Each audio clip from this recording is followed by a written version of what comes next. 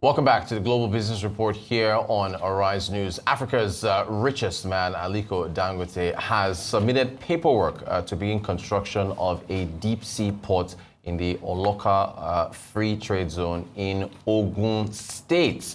I'm just going to stop right there because Arise Business Analyst Chika Mbonu, he's got the scoop. He should probably be anchoring this segment. Good morning, Chika. Welcome to the show. I'm fine. Thank you so much. Good to have you. Look, I mean, you visited the refinery, but that's another refinery. Yeah, we're talking about something else completely. Give us the details.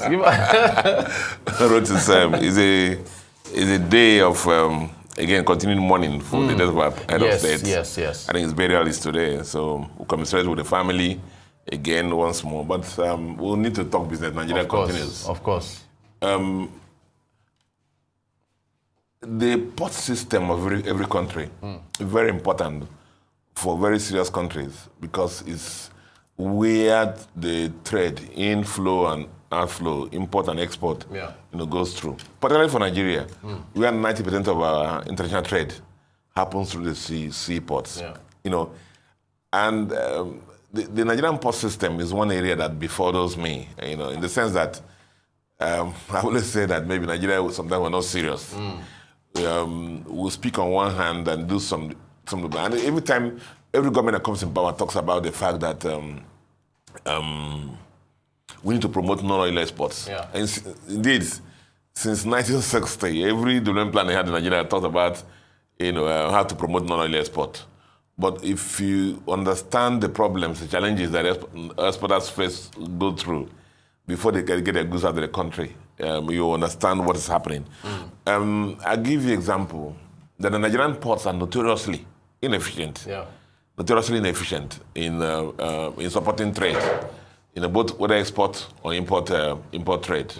The dwell time, for example, in Nigerian ports is about 20 to sometimes 30 days for items in the ports, compared to global standards or even local competitive ports like Tema, Benin Republic, of 5 to 7 days. You can imagine that, And so one key issue, there's no importer that you ask in Nigeria that doesn't have incur demurrage.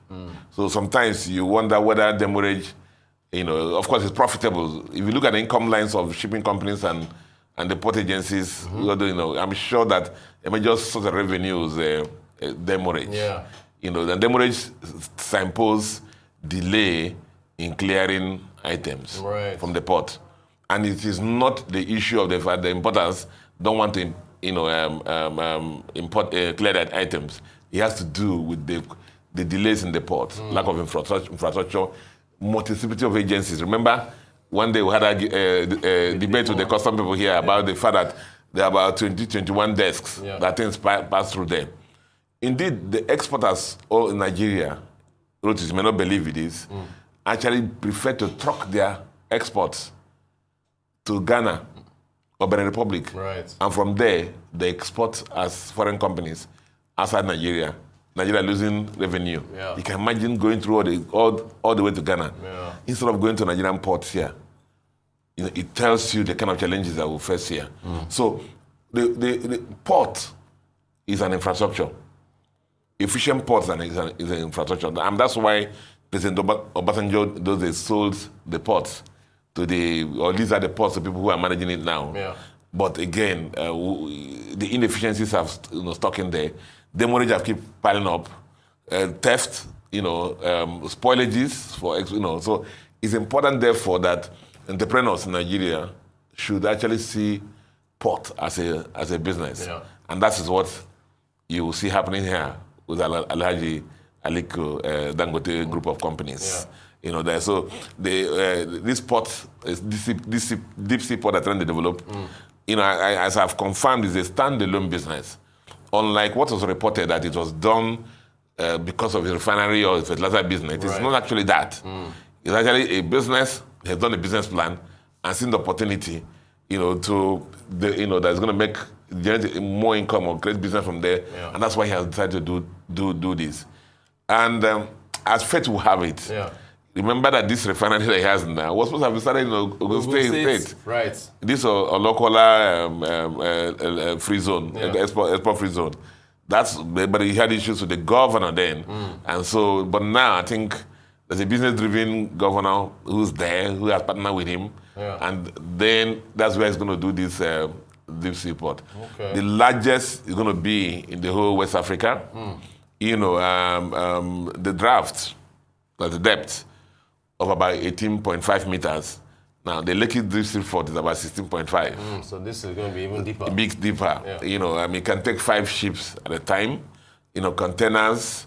And the key line is about 1.5 kilometers.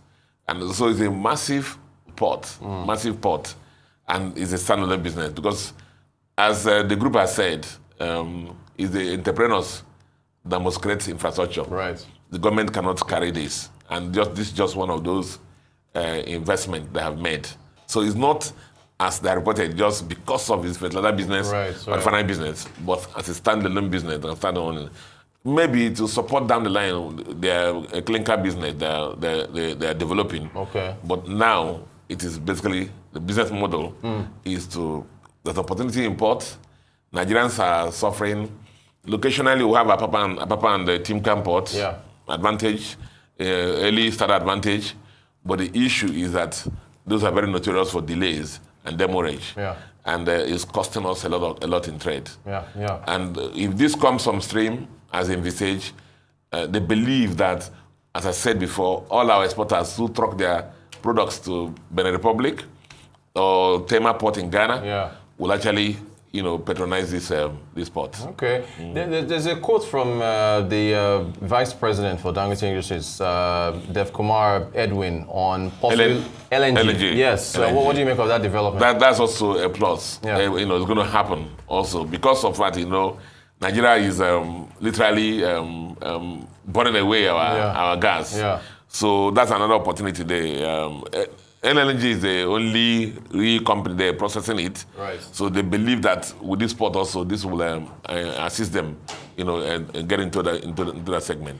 We need more ports, right? I mean, there's on there, we've got... how do you envision this? You envision other developments popping up? You see, it's difficult to be an entrepreneur in Nigeria.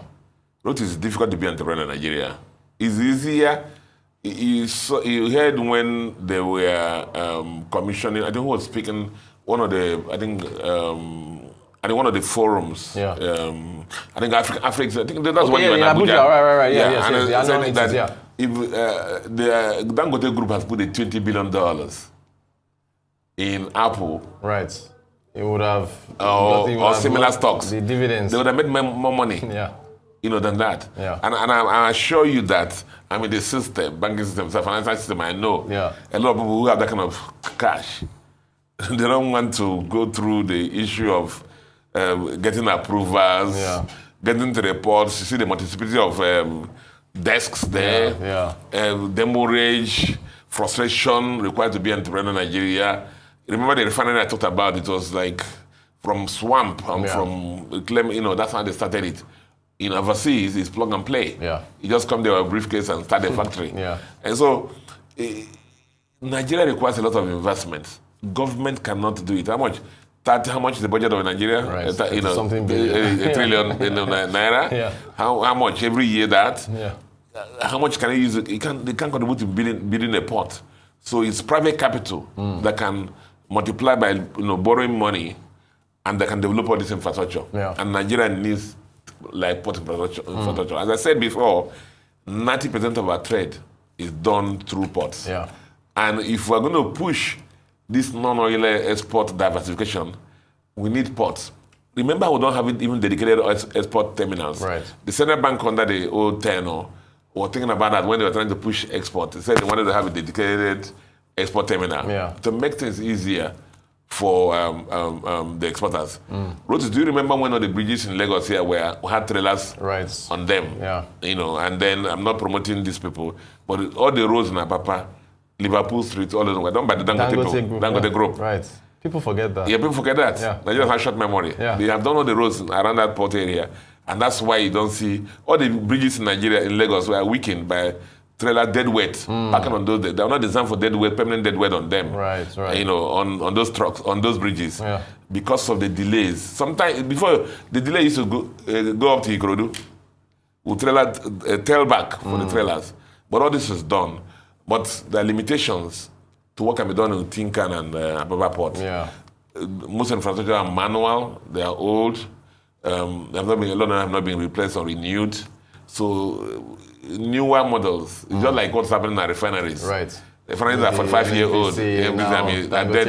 Now, so these are new investments. The government should continue to support private investors and give them an enabling environment towards building in things like this. Whether it's airports, or whether it's seaports, or whether it's roads, as the case may be. Fantastic stuff. Arise Business Analyst Chika Mbonu. Thank you so much for coming on a public holiday to break this down for us. It's a big development. I appreciate your time. All right.